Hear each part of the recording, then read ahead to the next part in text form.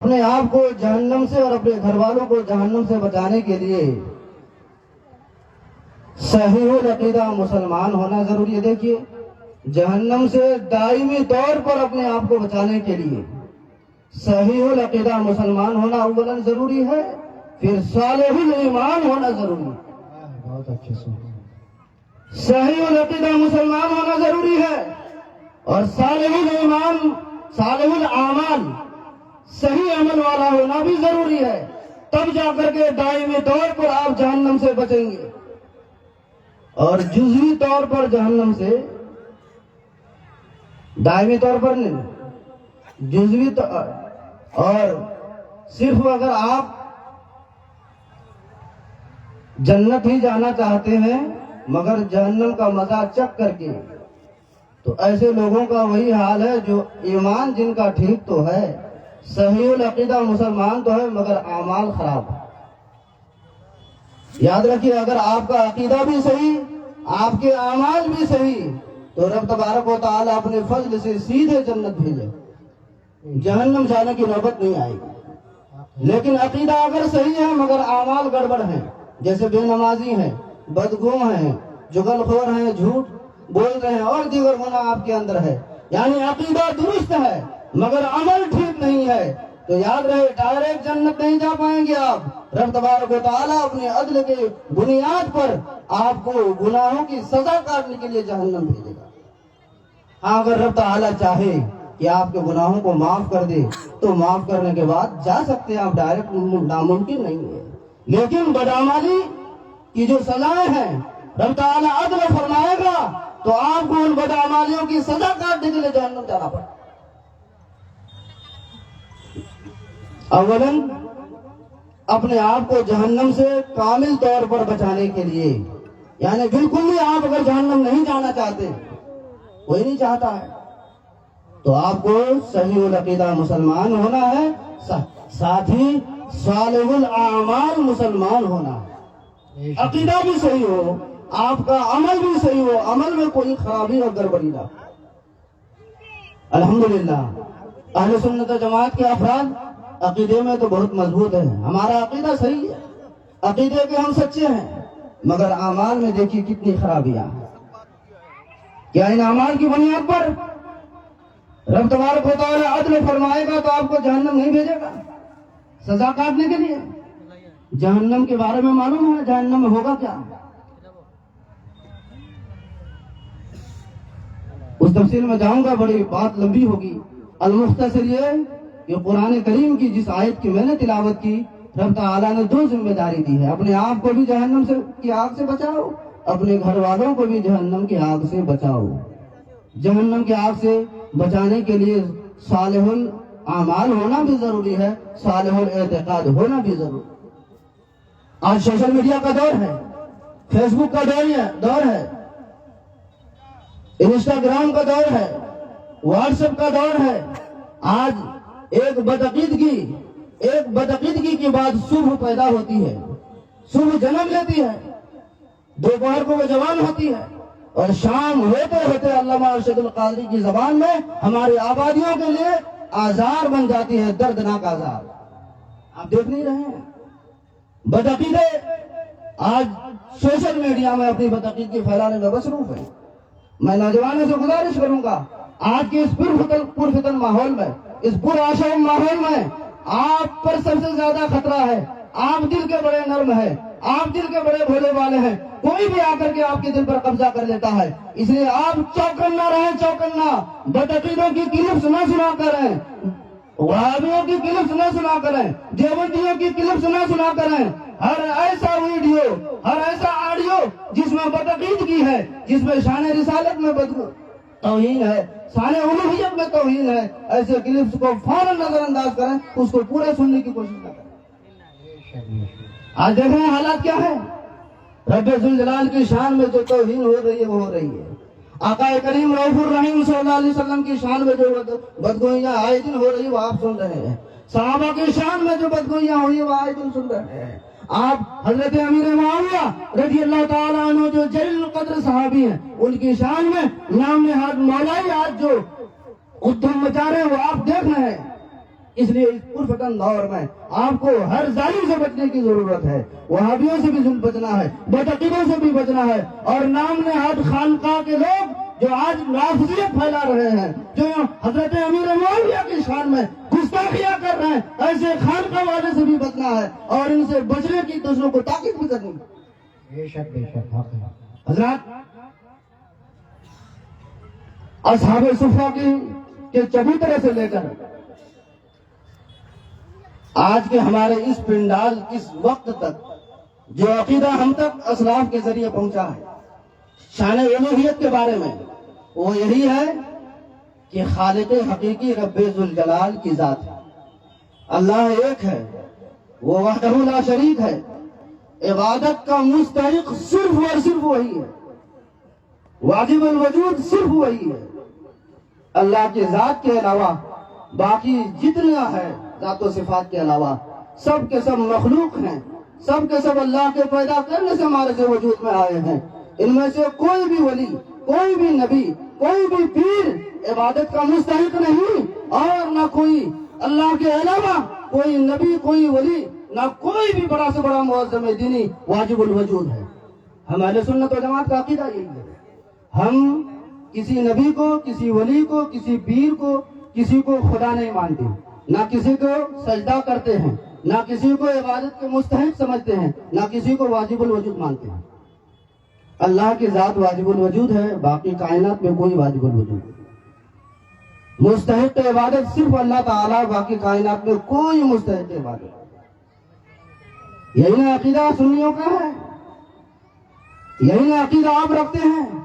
شرح عقائد صفحہ 16 اٹھا کر کے دیکھیے، شرک کی تعریف جو علامہ نصفی نے کی ہے وہ یہی کی ہے، الاشراک شرک اثبات الشریک فی الالوہیت بمعنی الوجوب کمال المجوز و بمعنی الاستحقاق العبادت کمال عبادت الاصنام۔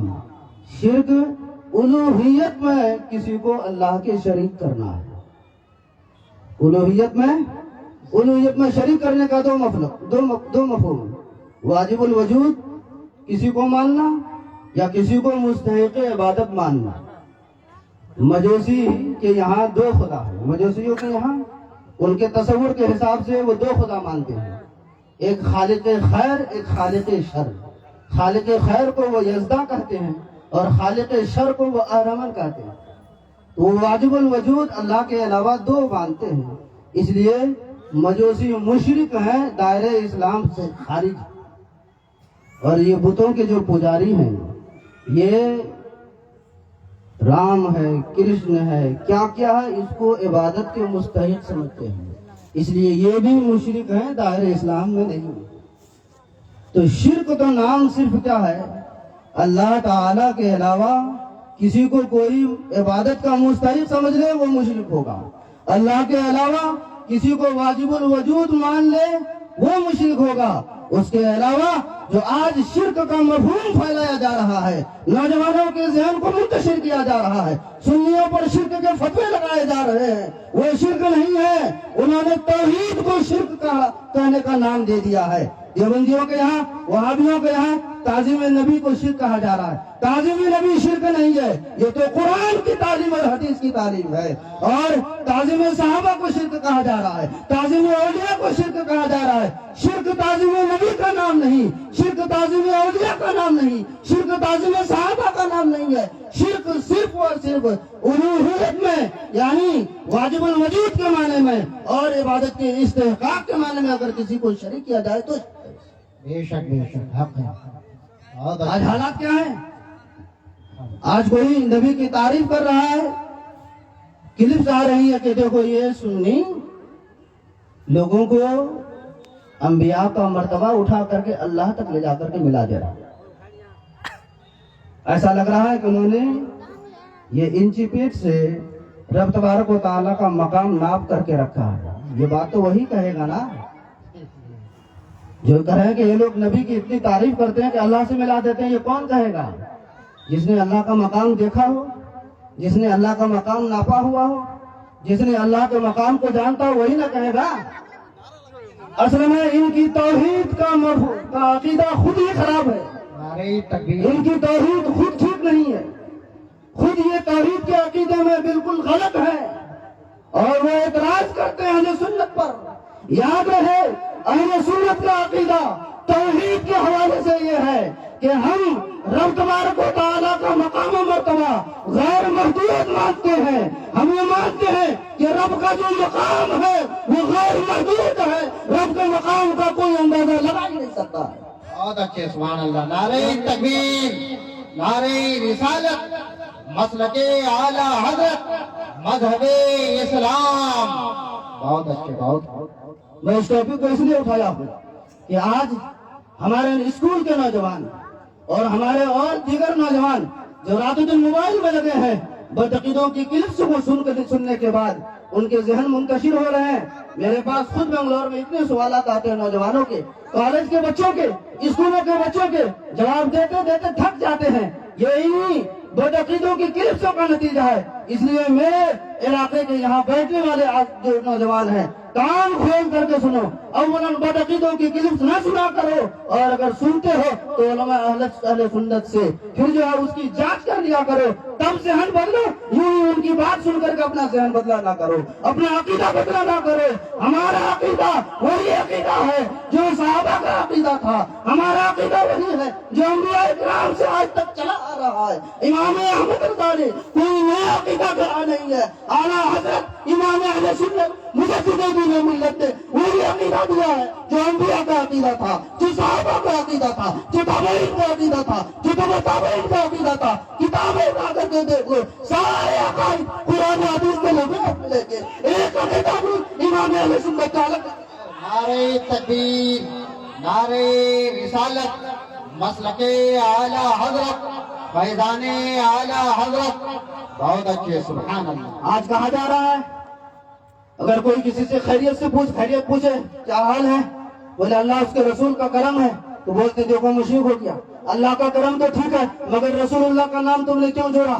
اللہ کا کرم تو ٹھیک تھا, اللہ اس کے رسول کا کرم ہے, یہ رسول کیوں جوڑ دیا؟ کہاں شرک ہو گیا ہے. ارے دین کے غداروں, تم نے رسول کے نام کو شامل کرنے کی وجہ سے شرک اور کفر کا فتویٰ لگایا. تم نے کلمہ طیبہ کون سا پڑھا ہے؟ اسی کلمہ طیبہ میں جس کو پڑھ کر کے تم مسلمان ہوئے ہو. میرے رب ذوالجلال کی توحید کے اس بات کے ساتھ رسول اللہ صلی اللہ علیہ وسلم کی رسالت کی گواہی کی بول, بغیر میرے نبی کے نام شامل کے تو مسلمان نہیں ہو سکتے. اور خیریت پوچھنے پر جب کہا جائے اللہ اس کے رسول کا کرم ہے, تمہیں شرک سمجھ میں آ رہا ہے. اٹھاؤ صحابہ کرام کی زندگی, صحابہ کے. اچھا اگر آج سب سے بڑا فتنہ یہ بھی پھیلایا جا رہا ہے سوشل میڈیا کے ذریعے کہ اللہ سے مانگو, بس اللہ کے علاوہ نبیوں سے نہیں مانگ سکتے, شرک ہے. ولیوں سے نہیں مانگ سکتے, شرک ہے. یہ خود اتنا بڑا غلط عقیدہ ہے جو قرآن کی درجنوں آیتوں کے خلاف ہے, احادیث مصطفیٰ کا ایک ذخیرہ ہے جس کے خلاف ہے. قرآن اٹھا کر کے دیکھیے, قرآن میں رب تبارک و تعالیٰ نے سورۃ الحشر میں کیا فرمایا؟ ما آتاکم الرسول فخذوہ وما نہاکم عنہ فانتہوا. رسول جو تمہیں دے اسے لے لو, جس چیز سے منع کرے اس سے رک جا. رب فرماتا ہے رسول جو تمہیں دیں. آیت کریمہ میں ماں کا لفظ ہے, ماں عموم کے لیے آتا ہے, ہر چیز کے لیے آتا ہے. میرے رب تبارک و تعالیٰ نے اپنے بندوں کو بتا دیا میرے رسول تم کو سب کچھ دے سکتے ہیں, سب کچھ عطا کر سکتے ہیں, دنیاوی چیز بھی دے سکتے ہیں, اخروی چیز بھی دے سکتے ہیں. قرآن کہہ رہا ہے, رب کہہ رہا ہے حبیب سب کچھ دے سکتے ہیں. آج کا ملا ٹوپی پہن کے کہہ رہا ہے نبی سے مانگنا شرک ہے. بولے نبی کی مانو گے یا قرآن کی مانو گے؟ قرآن مانو گے تب مسلمان ہوگا. آگے ان مولویوں کے چکر میں ایمان برباد ہو جائے گا.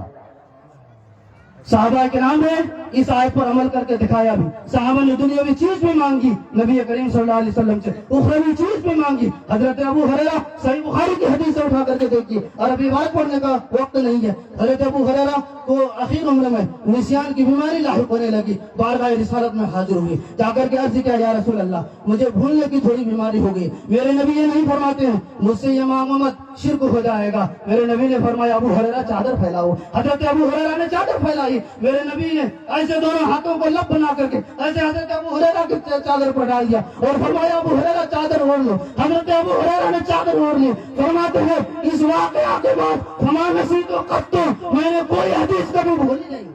سبحان اللہ، بہت اچھے. میں نے کبھی کوئی نہیں حدیث نہیں بھولی. حضرت عبداللہ بن عتیق ہیں، کعب بن اشرف یہودی کو قتل کرنے کے لیے گئے. دشمن تھا بہت بڑا اسلام کا، اور سیڑھی سے اترتے ہوئے، 2 منزلہ عمارت تھی، سیڑھی سے اترتے ہوئے پنڈلی کی ہڈی ٹوٹ گئی. سر کا کپڑا نکال کر کے باندھ کر کے کسی ہاسپٹل میں نہیں گئے. صحابہ کا مزاج دیکھو، پنڈلی کی ہڈی ٹوٹ گئی ہے، کسی ہاسپٹل میں نہیں گئے. اس زمانے میں بھی دواخانے موجود ہوں گے، اس زمانے میں بھی حکیم موجود ہوں گے، مگر صحابہ کا ایمان دیکھو. ہڈی ٹوٹ گئی پنڈلی کی، نہیں گئے کسی دارالشفا میں، گئے تو سارے دارالشفا کا جو دارالشفا ہے، جو مدینہ المنورہ کے سردار ہے، آقا کریم کی بارگاہ میں گئے اور جا کر کے عرض کیا. ساتھی لوگ بھی لے کر کے گئے، یا رسول اللہ ادھر پنڈلی کی ہڈی ٹوٹ گئی. میرے نبی نے اپنا لعاب دہن لگایا اور فوراً پنڈلی کی ہڈی ٹوٹ گئی. فرماتے ہیں اس کے بعد زندگی بھر مجھے کبھی نہ تو درد کا احساس ہوا، نہ چبھن کا، نہ کسی ٹیک کا. سبحان اللہ، نعرہ تکبیر. صحابہ کرام کو جب کوئی ضرورت پیش آتی تھی، صحابہ کرام کو جب کوئی ضرورت پیش آتی تھی تو کہیں نہیں جاتے تھے سیدھے بارگاہ رسالت میں، وہیں جا کر کے عرض کرتے تھے، وہیں مانگتے تھے. یہ صحابہ کا عقیدہ، اور اہل سنت وہی عقیدہ اہل سنت کا ہے. ہم نبی سے مانگتے ہیں اور مانگتے رہیں گے. یہ صحابہ نے عقیدہ دیا. آج کہا جا رہا ہے نبی سے مانگنا سیکھ رہے ہیں. یہ قرآن، یہ چند دلائل ہیں. اور آخری پوائنٹ پر گفتگو کر کے ختم کر رہا ہوں. نام نہاد مولائی. آج حضرت مولا علی مشکل کشا کرم اللہ تعالیٰ وجہہ الکریم اور رضی اللہ تعالیٰ عنہ کی محبت کی آڑ لے کر کے حضرت کچھ صحابہ کرام کی شان میں بھونکنے کی کوشش کر رہے ہیں. اس میں کچھ خانقاہ والے پیر صاحب لوگ بھی شامل ہیں. ایسے خانقاہوں کو ایسے ہی نکال کے پھینکیے اپنے علاقے سے جیسے دودھ سے کسی باغ نکال کے پھینکا جاتا ہے. پیر وہی قابل ہے تعظیم ہے جو اہل سنت و جماعت کے عقیدے پر قائم ہے، جو ذرہ برابر ہٹا اس کو علاقے میں جگہ نہیں ملنی چاہیے. یہ بدعقیدے جہاں جائیں گے یہ بدعقیدگی پھیلائیں گے. ہمارے علاقے کے لوگ زیادہ پیر پرست ہیں اور آس پاس کے محلے وغیرہ کے لوگ زیادہ پیر پرست ہیں. بلا شبہ پیر کی تعظیم کیجیے، منع نہیں، مگر ایک حد تک کیجیے اور وہاں تک کیجیے جہاں تک آپ کو اجازت دے دی ہے. مزاروں پر جاتے ہیں جائیے، بزرگان دین کے فیوز و برکات حاصل ہوتے ہیں، مگر اسی دائرے میں جا کر کے واپس آئیے جس دائرے کی اجازت دی جاتی ہے شریعت میں. اور ہمارے امام اہل سنت نے جس کی اجازت دی ہے، بس ہم کہنے کو سننی ہے، مگر ہمیں معلوم نہیں کہ میرے اعلیٰ حضرت کا مسلک کیا، ہمیں معلوم نہیں کہ مسلک اعلیٰ حضرت کیا. اعلیٰ حضرت امام اہل سنت مجھے دین و دین و ملت نے الزبدۃ الزکیہ لتحریم سجود التحیہ لکھ کر کے یہ ثابت کیا ہے کہ سجدہ عبادت تو کفر ہے، سجدہ تعظیم بھی کسی نبی کے لیے، کسی ولی کے لیے، آج کی نبی تو ہے نہیں، آج کے اس دور میں سجدہ تعظیم بھی حرام ہے، اشد حرام ہے. جو لوگ مزاروں میں جا کے ٹیکتے ہیں سر، اب وہ سجدہ ہے یا نہیں ہے میں اس تفصیل میں نہیں جانا چاہتا، مگر کیوں ٹیکتے ہو سر، کیوں جا کے سر گراتے ہو؟ مسلک اعلیٰ حضرت کا نعرہ ہر مجلس میں آپ کی لگتی ہے، آپ کہتے ہو مسلک اعلیٰ حضرت کا دامن نہیں چھوڑیں گے. اعلیٰ حضرت کے مسلک کو جاننے کی کوشش کی. امام اہل سنت نے باضابطہ رسالہ ہی لکھا ہے، سجدہ عبادت تو شرک کفر ہے ہی، سجدہ تعظیم بھی ہمارے اس زمانے میں حرام ہے. کسی بھی بڑے سے بڑے پیر کو سجدہ نہیں کر سکتے. ہر ایسا پیر جو اپنے پیروں پر گراتا ہے فوراً ایسے پیروں کو نکیر کے باہر کیجیے. ایسے پیروں کی ضرورت نہیں مذہب اسلام میں. پیر وہی سچا ہے جو آپ کو دنیاوی غلاظتوں سے اٹھا کر کے معرفت الہی کی راہ میں آپ کو لگا دی ہوئی. میں عرض کر رہا تھا حضرت امیر معاویہ رضی اللہ تعالیٰ عنہ کی شان میں گستاخی کی کوشش کی جا رہی ہے. حضرات صحابہ کرام کی شان ایسی شان ہے کہ ہزاروں غوث، ہزاروں قطب، ہزاروں ابدال مل کر کے بھی ایک صحابی کے درجے تک نہیں پہنچ سکتے. صحیحین کی حدیث ہے، بخاری میں بھی اور مسلم میں، نبی نے ارشاد فرمایا لا تسبوا اصحابی، میرے صحابہ کو برا بھلا نہ کہو، ان کو گالی نہ دو. فلان میں احدکم انفق ذهبا مثل احد ما بلغ مد نصیبهم مدهم اور نصیبهم. فرمایا کہ میرے صحابہ کو برا بھلا نہ کہو، اگر تم میں سے کوئی آدمی احد پہاڑ کے برابر بھی سونا خرچ کرے تو کسی صحابی کے ایک مد یا آدھے مد تک نہیں پہنچ سکتا. مجھ ایک پیمانہ ہے، آپ آسان لفظوں میں اس وقت یہ سمجھیے کہ کسی صحابی کے 1 کلو یا آدھا کلو کسی چیز کو خیرات کرنے کے درجے تک نہیں پہنچ سکتے. اونٹ پہاڑ کے برابر اگر سونا خرچ کرو اور صحابی رسول 1 کلو کوئی چیز راہ خدا میں خرچ کرے یا آدھا کلو، تمہارا اونٹ پہاڑ برابر جیسا سونا صحابی رسول کے 1 مد یعنی 1 کلو یا آدھا کلو اناج تک نہیں پہنچ پائے گا. معلوم ہے اونٹ پہاڑ کتنا بڑا ہے؟ 8 کلومیٹر پر پھیلا ہوا اونٹ پہاڑ ہے. 8 کلومیٹر پر پھیلا ہوا پہاڑ کتنا سونا ہوگا؟ یہ صحابی کی شان ہے. ہزاروں غوث مل کر کے صحابی کی شان تک نہیں پہنچ سکتی. قرآن کریم میں سورہ حدید میں آیت نمبر 10 میں اللہ تبارک و تعالیٰ نے، اور سورہ بینہ 30 پارے کے آیت نمبر 8 میں اللہ تبارک و تعالیٰ نے سارے صحابہ کرام کے لیے مطلقاً عظمت بیان فرمائی ہے. رب فرماتا ہے لا يستوي منكم من انفق من قبل الفتح وقاتل اولئك اعظم درجة من الذين انفقوا من بعد وقاتلوا وكلا وعد الله الحسنى. رب نے فتح مکہ سے پہلے کے صحابہ کرام کا درجہ الگ رکھا، فتح مکہ کے بعد کے صحابہ کرام کا درجہ الگ رکھا. پھر فرمایا کہ فتح مکہ سے پہلے کے صحابہ درجے میں بڑے ہیں فتح مکہ کے بعد والے صحابہ سے. پھر آخر میں دونوں قسم کے صحابہ کرام کے بارے میں رب تبارک و تعالیٰ نے یہ عقیدہ دے دیا، یہ حکم دے دیا وَكُلًّا وَعَدَ اللَّهُ الْحُسْنَى، اور اللہ نے سارے صحابہ سے جنت کا وعدہ فرمایا. سبحان اللہ.